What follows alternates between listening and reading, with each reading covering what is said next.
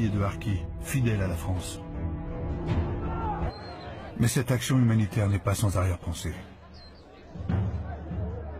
Elle permet de débuter un vaste travail de recensement. Nommer et ficher les individus facilite aussi leur contrôle.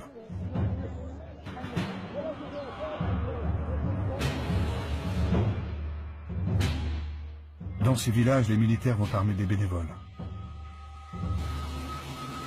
Ce sont les groupes d'autodéfense. Chaque volontaire reçoit un fusil. Un simple fusil de chasse. Un fusil et une mission. Interdire toute approche des maquisards de la LN. Mais ce village, c'est encore un coin de France. Et comme dans toutes les guerres, l'étendard doit être levé.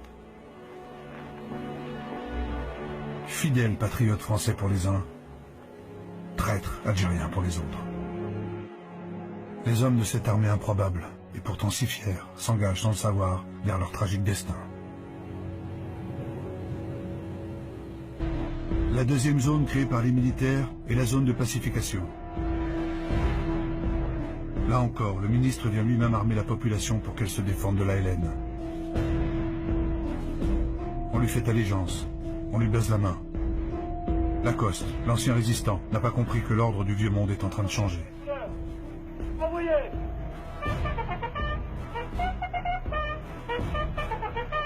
Les Algériens, originaires de Mélouza, rejoignent leur pays. Certains choisissent de s'engager dans les sections de Harkis de l'armée française.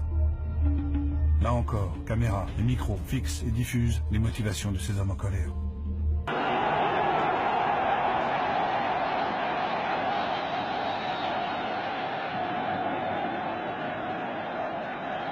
Je vous ai compris.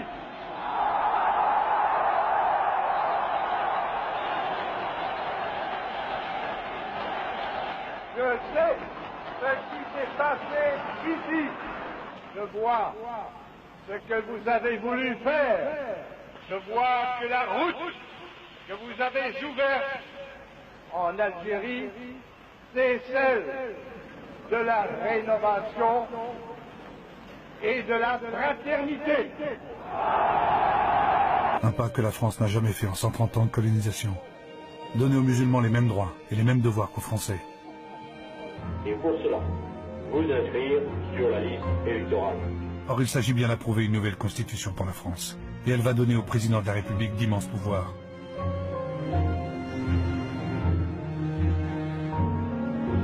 L'évolution, c'est que tous les Algériens musulmans peuvent s'exprimer. La pleine citoyenneté leur est accordée enfin. Et pour la première fois de leur vie, les femmes musulmanes ont le droit de voter.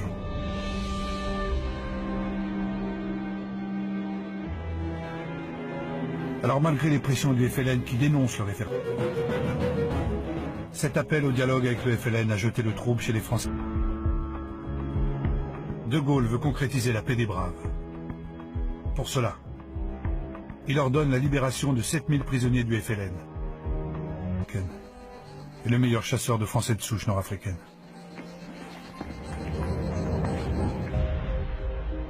De Gaulle est-il en train de gagner la guerre? L'armée de libération nationale est considérablement affaiblie et sans ambiguïté. 6 millions de votants répondent oui et à peine 16 000 répondent non.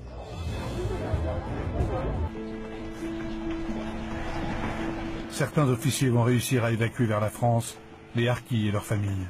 Ils le savent. En Algérie, ils sont voués à la vengeance. De Gaulle, pourtant, va ordonner leur désarmement. Il craint en effet que l'OAS ne récupère les Harkis dans ses rangs. Et c'est un télégramme classé secret, signé par le ministre de l'Algérie qui interrompt les évacuations.